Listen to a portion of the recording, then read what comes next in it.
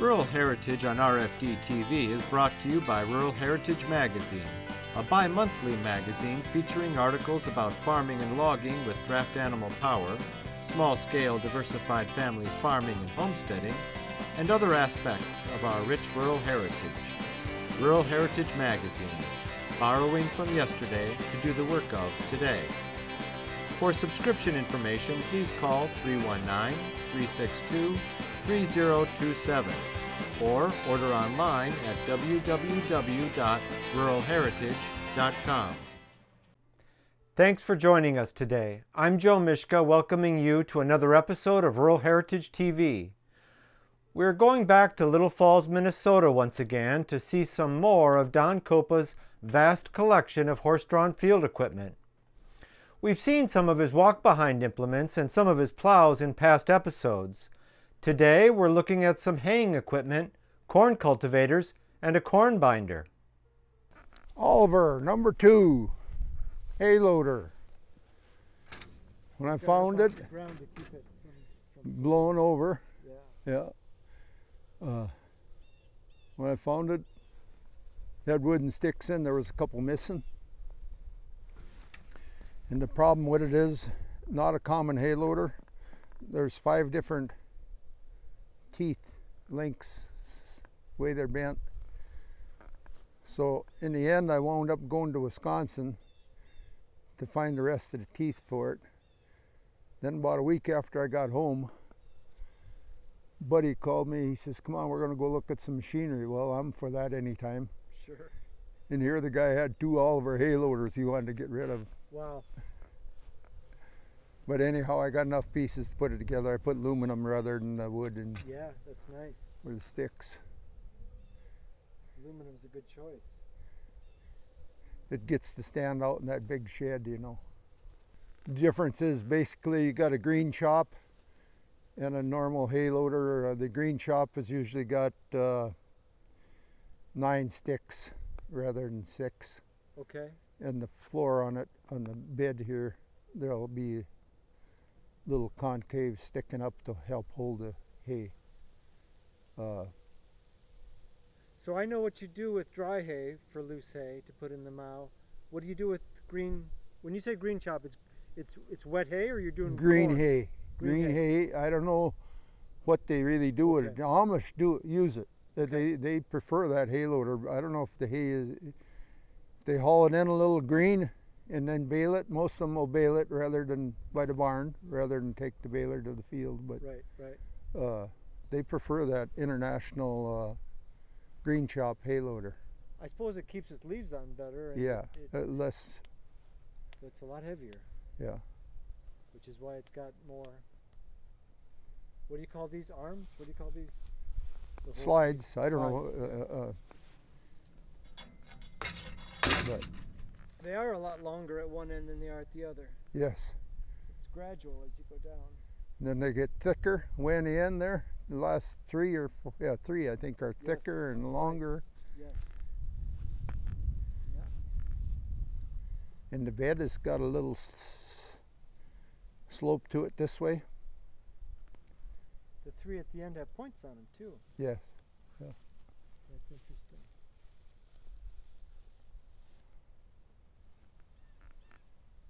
Did you guys do loose hay when you were growing up? A lot of it. Yeah. Stack it and haul it in the winter, then with the bobsled and the hay rack. Yeah. Go cut the stack. Then we got modern and got a baler, man. Then we was a small square baler. Yep. In high cotton. Thousands. Yeah.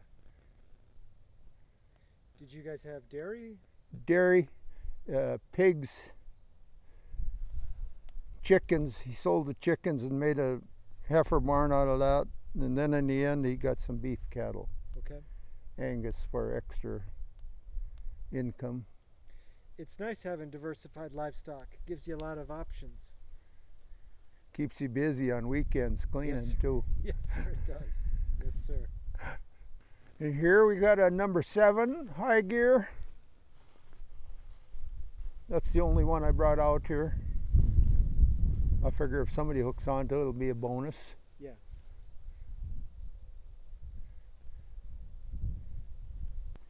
header, McCormick. There's your 8 fork that we had talked about earlier. Yeah.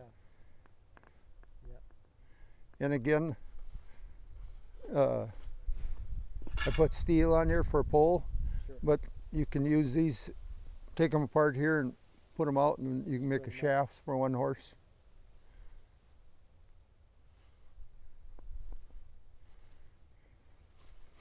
And the old faithful here. It's a nice big dump rake.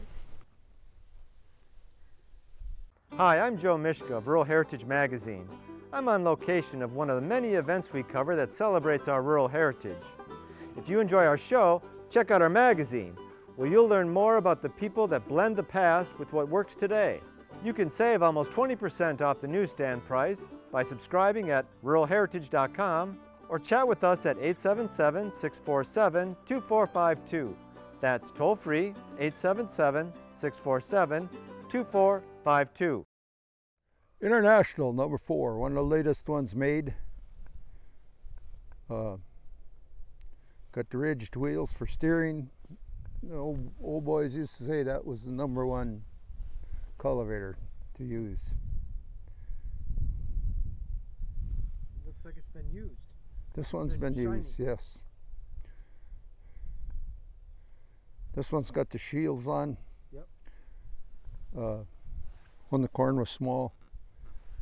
First time I usually go with 1 row. Then after it grows a little bit, then I'll take the 2 row and go through it. This is Minnesota.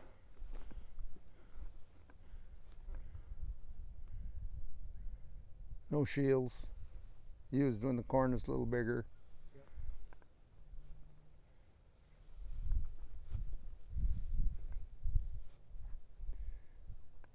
This is a John Deere KA pivot axle prior to 1921.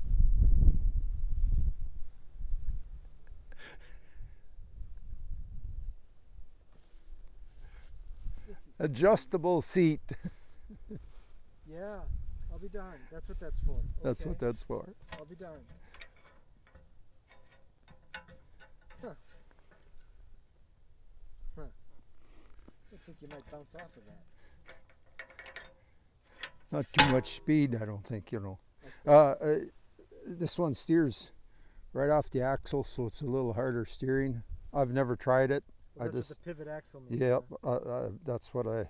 Okay. I just put it together for the field day. Something different. Yep.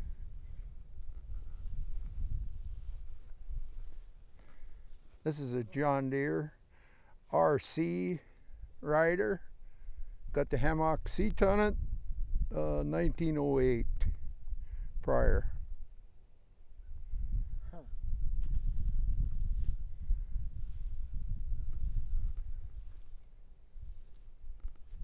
Is that hammock seat fairly rare? A lot of your older cultivators, that was what they had on them, and then they went to the regular seat. Huh.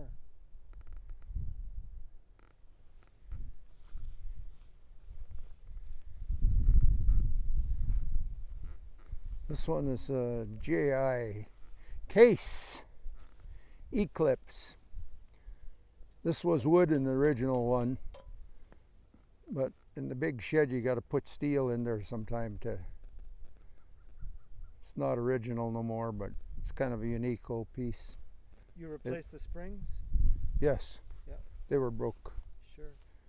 So I put different garage door spring, just about identical size, and so. These are kind of neat. Yep. It's a. Yeah, that's pretty neat. There again, they made things nice.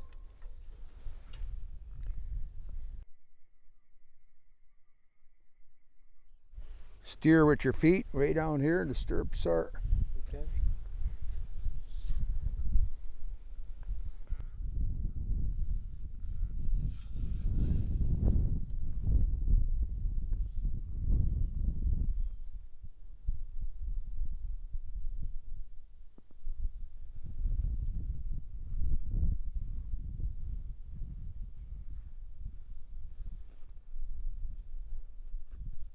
This is a JD Tower and Son company. It's a surface cultivator. You'll cultivate maybe 2 inches in the ground. Just catch the weeds, the roots. You ever use it? Nope, never tried this one. You ever use a model like it? I've never With the surface? No. Yeah. Nope. It's kind of different. It is different. Got some really fancy stirrups here to push on. Right. Yeah, it's nice. Fancy handles on the lever. They are.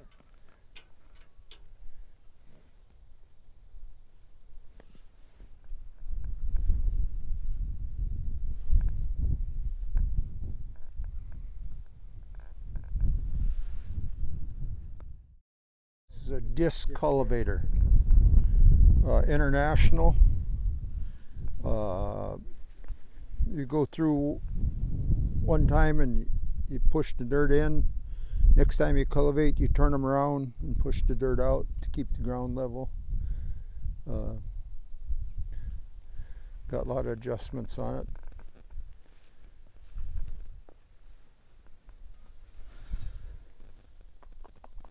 It sure does. Yeah, it's got a lot of adjustments on it. What did I say this was? Oh, this is a Moline. I was wrong. You want to start over? No, that's okay. Just tell them the guy was wrong on this one. 1898 to 1919. Wow. Moline. Wow. What was throwing me off is this lever here. Okay. International, I don't believe had that. It just didn't fit right. I just wrote it, but in the wrong place.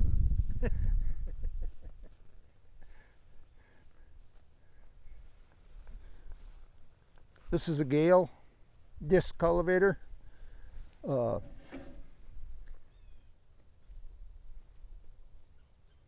They went out of the business of making horse machinery. Not sure the year now, but they went to automotive bodies, truck bodies, when the Model A and T in that era. But they made quite a few different horse. They made a planter, corn planter, a cultivator, a disc cultivator, different. This is kind of interesting here, this housing. Yep. It's a big piece of cast metal. Here's where you turn those around on this one. Okay. Pop that rod out, and the chances of that turning there are very slim right now, but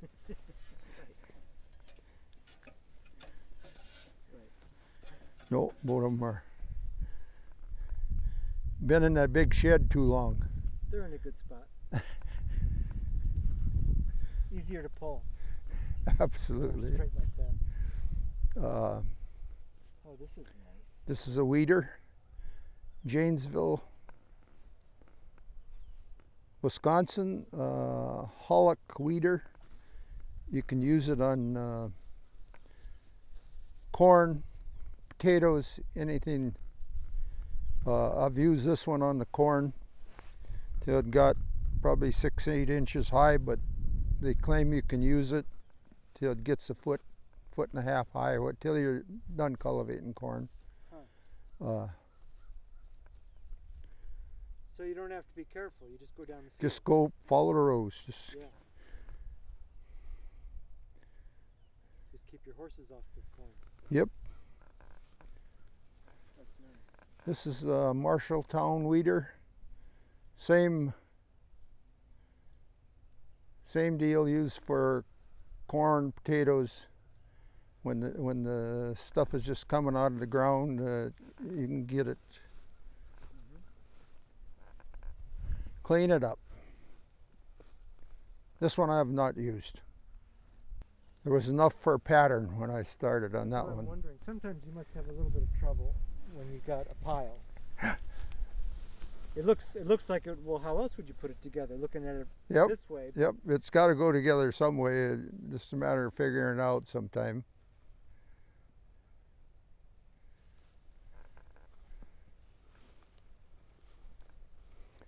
John Deere 3-horse 2-row cultivator. Goes a lot faster with this outfit than that 1-row. Twice as fast. That is great. You've used this one. Someone's used this one. I've used this, Shiny. yeah. I use it, yeah. Oh, that's terrific. Again, this had wood poles in it. Yeah. This John Deere is actually a hard rider for this cultivator because your pedals are really close together when you're sitting here. Right. And you got to kind of do the pigeon-toed thing. Yeah. Lots of adjustments on it. Sure are.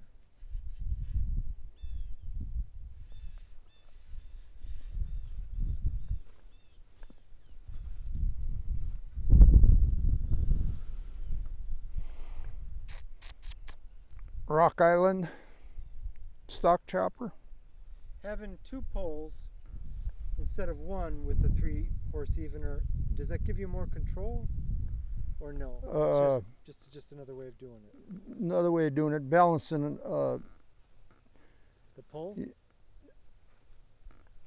so you can get your 3 horses in there. This is, if you look at it, this is a lot of distance for 1 horse. Right. But Right. then he walks. Right. Spreads them out. Yeah. Yep. In the middle of the row, and That's true. Right.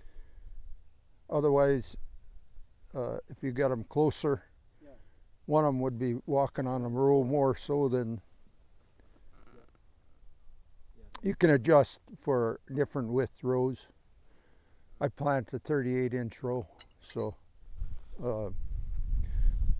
Rock Island stock chopper. They made different models of this. This one I believe is 8 or 9-inch spacing.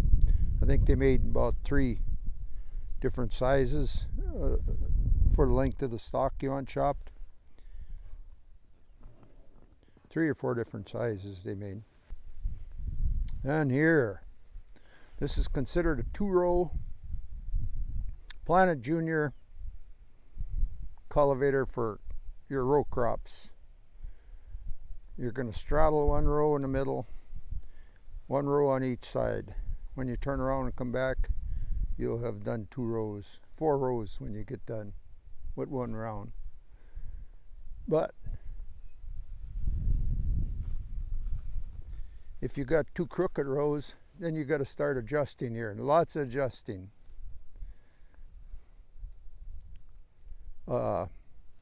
This in particular one was made 1916 or after.